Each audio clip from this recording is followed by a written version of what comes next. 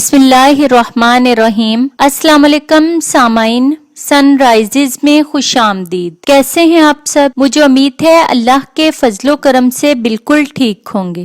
سامعین، نیا سال جہاں ہزاروں نئی امیدیں لے کر آتا ہے، وہاں چند مشکلات اور مصائب کا بھی سامنا کرنا پڑتا ہے۔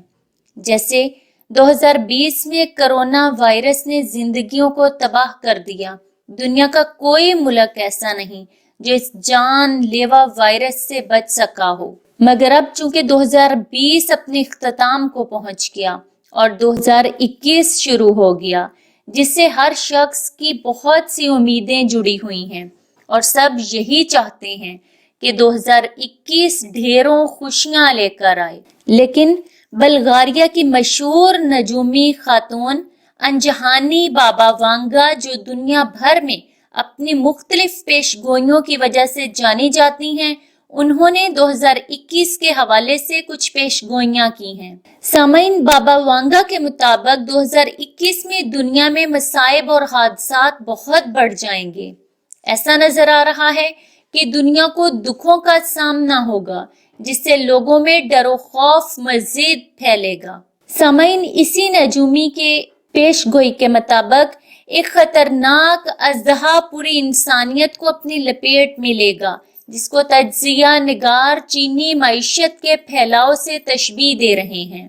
لوگ اپنے مذہبوں میں اتنے زیادہ تقسیم ہو جائیں گے کہ ہر فرقہ دوسرے فرقے کو قتل کرنے کے بارے میں سوچے گا۔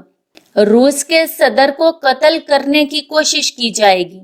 ان کا یہ بھی کہنا ہے کہ ہو سکتا ہے سابق امریکی صدر ڈونلڈ ٹرمپ دماغی و نفسیاتی امراض میں مبتلا ہو جائیں۔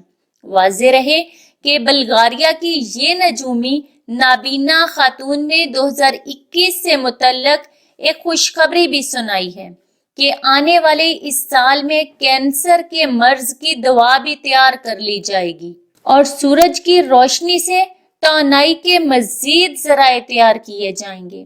لیکن یہ ضروری نہیں ہے کہ ان کی بتائی ہوئی تمام تر پیش گوئیاں سچ ثابت ہوں، کیونکہ ماضی میں جہاں ان کی بہت سی پیش گوئیاں سچ ثابت ہوتی رہی ہیں، وہاں پر کچھ پیش گوئیاں غلط بھی ثابت ہوئی ہیں۔ بہت شکریہ۔